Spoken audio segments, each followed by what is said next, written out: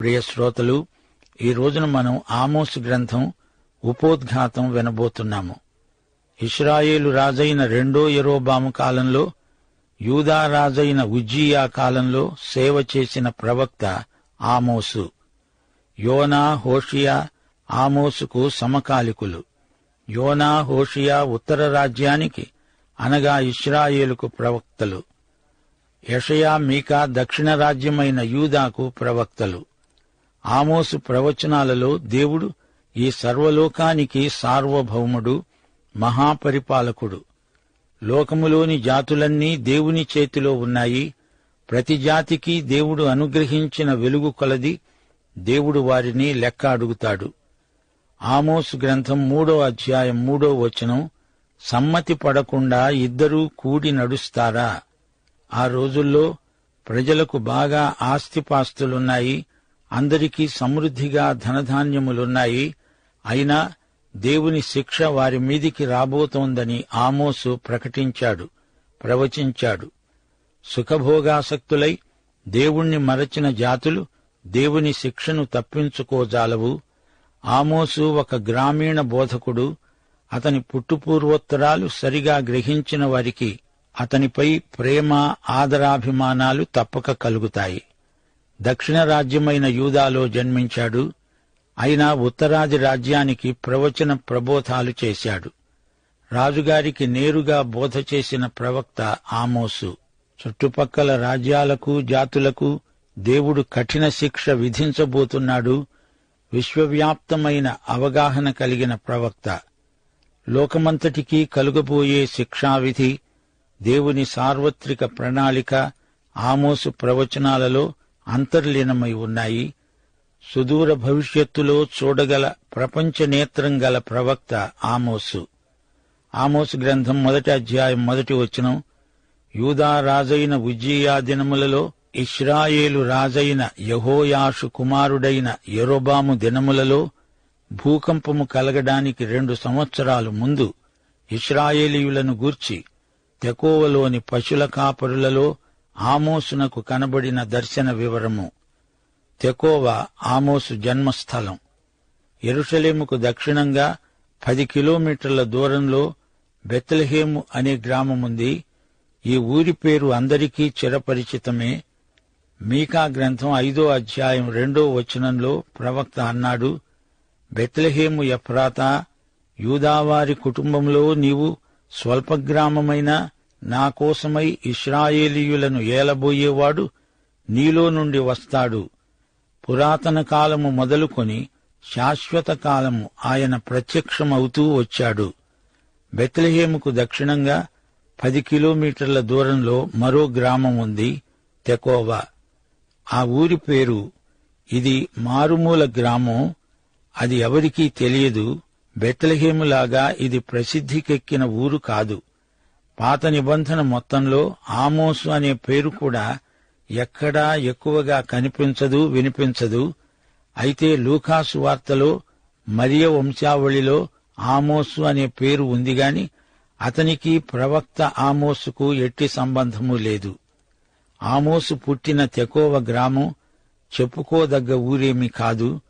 2 సమూయేలు 14వ అధ్యాయంలో ఒక స్త్రీ వచ్చి దావీదుకు ప్రవచనం చెప్పింది. సౌలు రాజు దగ్గర్నుంచి పారిపోయి దావీదు ఈ ఊళ్ళో దాక్కున్నాడు. ఈ ఊరు ఒక గుట్ట మీద ఉంది. మృత సముద్రం అంచు వరకు వ్యాపించిన భయంకరమైన ఎడారిని ఈ గుట్టపై నుండి చూడవచ్చు. రాత్రిళ్లు వన్యమృగాలు తిరుగాడే ఎడారి. దేశద్రిమరులు గుంపులుగా తిరుగుతూ అక్కడక్కడ డేరాలు వేసుకుంటున్న అలికిడి పగటివేళ వినపడుతుంది. నల్లరేగడ భూమి, ఒంటరిగా ఎవ్వరూ ప్రయాణించరు. గుంపులు గుంపులుగా సాగిపోతూ వస్తూ ఉంటే సార్ధవాహములు మనకు కనిపిస్తాయి. నిర్మానుష్యమై చూచేవారికి భయం గొలిపే ప్రాంతీయ భూములు దూరం నుంచి కనిపిస్తాయి. ఈ రోజున ఆ దగ్గరే ఉన్న మసాదా అనే జనపదం గుర్తించదగింది గాని తెకోవ కనపడదు. మృత సముద్ర తీరం పొడుగునా ఈ రోజున ఇశ్రాయేలు నిర్మించిన రహదారి అరాదు మీదిగా హెబ్రోను, బెత్లెహేము వరకు పొడిగించబడింది. అయితే తెకోవ మారుమూలగా ఎక్కడో ఉంది. తెకోవా అనే మాటకు అర్థం విడిది స్థలం. ఉత్తర రాజ్యమైన ఇశ్రాయేలుకు చెందినది సమరయ్య ప్రాంతం. ఆమోసు గ్రంథం 7వ అధ్యాయం 10 నుండి 15వ వచనం వరకు ఆమోసు సమరయ్య ప్రాంతంలో చేసిన సేవా వివరాలు సంక్షిప్తంగా మనం చూడగలం. అప్పుడు బేతేలులోని యాజకుడైన అమజ్యా ఇశ్రాయేలు రాజైన యెరోబాముకు వర్తమానము పంపి, ఇశ్రాయేలీయుల మధ్య ఆమోసు నీ మీద కుట్ర చేస్తున్నాడు, యెరోబాము ఖడ్గము చేత చస్తాడని, ఇశ్రాయేలీయులు తమ దేశమును విడిచి చెరలోనికి పోతారని ప్రకటిస్తున్నాడు. అతని మాటలను దేశము సహించజాలదు. అమజ్యా ఆమోసుతో అన్నాడు, దీర్ఘదర్శి, తప్పించుకొని యూదా దేశానికి పారిపో, అక్కడే భత్యము సంపాదించుకో, అక్కడే నీ వార్త ప్రకటించు. బేతేలు రాజు యొక్క ప్రతిష్ఠిత స్థలము, రాజధాని పట్టణము అయి ఉన్నందున నీవిక దానిలో నీ వార్త ప్రకటన చేయకూడదు. అందుకు ఆమోసు అమజ్యాతో అన్నాడు, నేను ప్రవక్తనైనా కాను, ప్రవక్త యొక్క శిష్యుణ్ణైనా కాను, గాని పశుల కాపరినై మేడిపండ్లు ఏరుకునేవాడను. నా మందలను నేను కాచుకుంటూ ఉండగా యెహోవా నన్ను పిలిచి సెలవిచ్చాడు, నీవు పోయి నా జనులైన ఇశ్రాయేలు వారికి ప్రవచనం చెప్పు. ఆమోసు ఒక పశుల కాపరి, అడవి గొర్రెలను మేపుకునేవాడు. ఆ గొర్రెల ఉనికి ఆ ప్రాంతంలో మంచి గిరాకీ ఉంది. అది చలిదేశం, అందరికీ ఉన్ని బట్టలు దుప్పట్లు అవసరం. అతడు మేడిపండ్లు ఏరుకునేవాడు. అరణ్యంలో పెరిగే అంజూరపు చెట్లు, వీటినే అత్తిపండ్లు అని కూడా అంటారు. ఆమోసు ఒక కర్షకుడు, బాగా అటూ ఇటూ తిరిగేవాడు, కష్టించి పనిచేసుకునేవాడు. ఆ ప్రాంతాలన్నీ అతనికి పరిచితమైనవే. బేతేలు పరిసరాలలో అతని బోధ విన్నవారు విస్తుపోయారు. ఖండితంగా మాట్లాడుతున్నాడు. సాంప్రదాయిక బోధకుడిలాగా అతడు మాట్లాడడం లేదు. అతని శైలి విలక్షణమైనది. ఆమోసు ప్రవచనాలు కొందరికి కోపం తెప్పించాయి. ఆమోసు దేవుని వాక్యాన్ని ధైర్యంగా బోధించాడు. కొందరు అతని బోధ విని పశ్చాత్తప్తులయ్యారు, దేవుని తట్టు తిరిగారు. అయితే సాంప్రదాయవాదులు అతని సందేశానికి కలవరపడ్డారు. బేతేలులో బయలు పూజ ఎక్కువగా జరుగుతుంది. బంగారు లేగదూడ విగ్రహాన్ని అక్కడ నెలకొల్పారు. బయలారాధికులు, లేగదూడ పూజారులు అందరూ ఒకటయ్యారు. ఆమోసును అక్కడి నుంచి తరిమెయ్యాలని కొందరు కుట్ర పన్నారు. కొందరు మతనాయకులు అత్యవసర సమావేశంలో ఆమోసుకు వ్యతిరేకంగా కొన్ని తీర్మానాలు చేశారు. ఆమోసు నోరు మూయించాలని, అతన్ని ఆ ప్రాంతం నుండి తరిమెయ్యాలని చూచారు. ఆమోసును బెదిరించారు, నీ ధోరణిని మార్చుకోవాలి, లేకపోతే నీకు మేము ఎట్టి సహాయ సహకారాలు చెయ్యము, నీకు అన్నపానాలు కూడా దొరకకుండా చేస్తాము, జాగ్రత్త అన్నారు. ఆమోసు బోధ వినడానికి జనం తండోపతండాలుగా వస్తున్నారు. మతనాయకులకు అసూయ కలిగింది. ఆమోసు సేవను పరిచర్యను నాశనం చేయడానికి పూనుకున్నారు. అయినా దేవుడు ఆమోసును ఎంతో ఆశీర్వదించాడు. మతనాయకులు ఒక రాయబారిని ఆమోసు వద్దకు పంపారు. అతని పేరు అమజ్యా. అమజ్యా వేషధారి, వాక్చాతుర్యం అతనికి ఉంది. అతడు గర్విష్టి, పండితుణ్ణి అనే అహంభావం అతనికుంది. అమజ్యా కపట భక్తుడు. అతడు ఆమోసును కలుసుకొని మాట్లాడడానికి పంపబడ్డాడు. మొదట అతడు రెండో యెరోబాము దగ్గరికి వెళ్లి అతనికి ఆమోసును గురించి చాడీలు చెప్పాడు. అమజ్యా యెరోబాముతో అన్నాడు, ఆమోసు గ్రంథం 7వ అధ్యాయం 10-11 వచనాలు. అప్పుడు బేతేలులోని యాజకుడైన అమజ్యా ఇశ్రాయేలు రాజైన యెరోబామునకు వర్తమానము పంపి అతనికి తెలియచేశాడు, ఇశ్రాయేలీయుల మధ్య ఆమోసు నీ మీద కుట్ర చేస్తున్నాడు. యెరోబాము ఖడ్గము చేత చస్తాడని, ఇశ్రాయేలీయులు తమ దేశమును విడిచి చెరలోనికి పోతారని ప్రకటిస్తున్నాడు. అతని మాటలను దేశము సహించజాలదు. అమజ్యా చెప్పిందంతా అబద్ధమే. ఆమోసు అలా చెప్పలేదు. ఆమోసు చెప్పిందేమిటంటే, నేను ఖడ్గము చేతపట్టుకొని యెరోబాము ఇంటివారి మీద పడతాను అంటున్నాడు దేవుడు. ఆమోసు చెప్పింది అక్షరాలా నెరవేరింది. రెండో యెరోబాము ఆమోసు ప్రవచనాన్ని నమ్మలేదు. యెరోబాము మనుమడు ఖడ్గానికి గురి అయి హతుడయ్యాడు. అంతటితో యెరోబాము సంతతి అంతమైపోయింది. యెరోబాము హతమవుతాడు అని ఆమోసు చెప్పలేదు. దేవుని సత్యానికి వక్రభాష్యం చెబుతున్నాడు అమజ్యా. ఇతడు మత రాజకీయాలలో ఆరితేరినవాడు. రాజుకు లేనిపోనివి కల్పించి చెబుతున్నాడు. అమజ్యా మరిద్దరిని వెంటబెట్టుకుని ఆమోసు దగ్గరికి వెళ్లాడు. ఆ ఇద్దరూ అమజ్యాకు తోడుపోయిన వారే. వారిద్దరూ అబద్ధ ప్రవక్తలు, కపట బోధకులు. అమజ్యా అంటున్నాడు, దీర్ఘదర్శి, తప్పించుకొని యూదా దేశానికి పారిపో. అక్కడే బత్తెము సంపాదించుకో. అక్కడే నీ వార్త ఏదో ప్రకటించుకో. బేతేలులో నీ వార్త ప్రకటన చేయకూడదు. బేతేలు రాజు యొక్క ప్రతిష్ఠిత స్థలం, రాజధాని పట్టణం. శ్రోతలు వింటున్నారా? అమజ్యా రాజకీయాలు మాట్లాడుతున్నాడు. చూడు ఆమోసు, దీర్ఘదర్శివి గదు, భలే బోధకుడివి, దిగివచ్చావు. నీ బోధ చాలించు, పారిపో.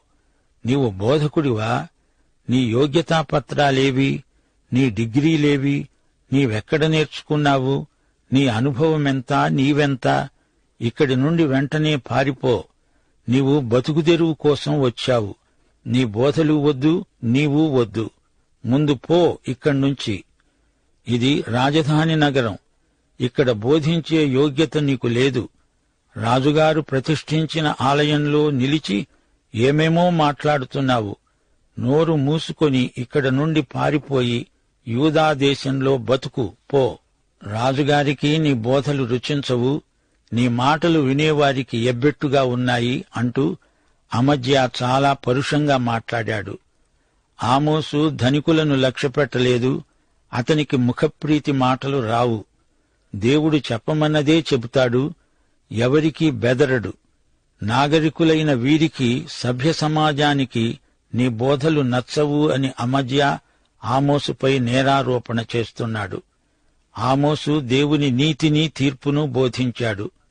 ఆమోసు అమజ్యాకు ఇచ్చిన ప్రత్యుత్తరం ఎంత నిరాడంబరంగా ధ్వనిస్తోందో వినండి.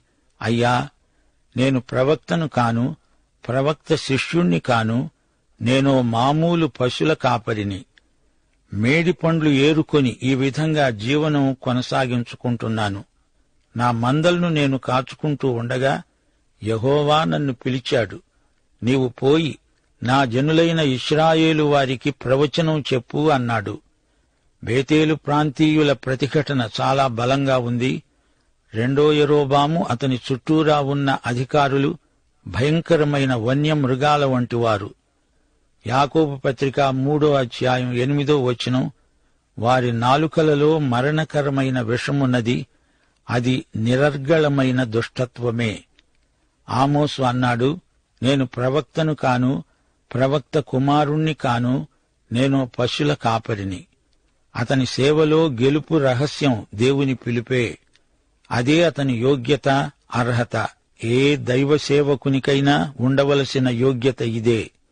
పిలిచిన దేవుడు విశ్వసనీయుడు గనుక ఆమోసు అంత ధైర్యంగా మాట్లాడగలిగాడు. ఆమోసు దైవజనుడు, దేవుని ప్రవక్త, దేవుని మూలంగా పలికాడు. ఇశ్రాయేలు ప్రజలకు మతం ఉంది కాని వారు ఆత్మయందు మృతులే.